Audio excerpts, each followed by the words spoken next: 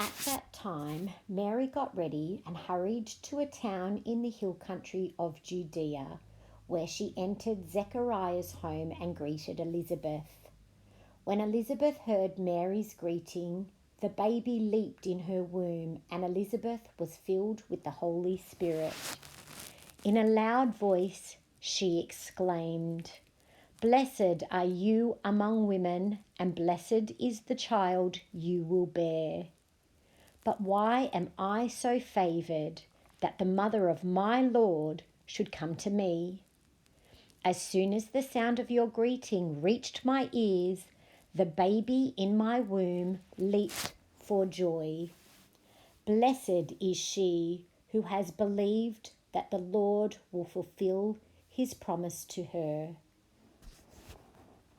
Mary's Song. And Mary said, "My soul glorifies the Lord, and my spirit rejoices in God my Saviour. For he has been mindful of the humble state of his servant. From now on, all generations will call me blessed, for the Mighty One has done great things for me. Holy is his name. His mercy extends to those who fear him from generation to generation. He has performed mighty deeds with his arm. He has scattered those who are proud in their inmost thoughts. He has brought down rulers from their thrones, but has lifted up the humble. He has filled the hungry with good things, but has sent the rich away empty.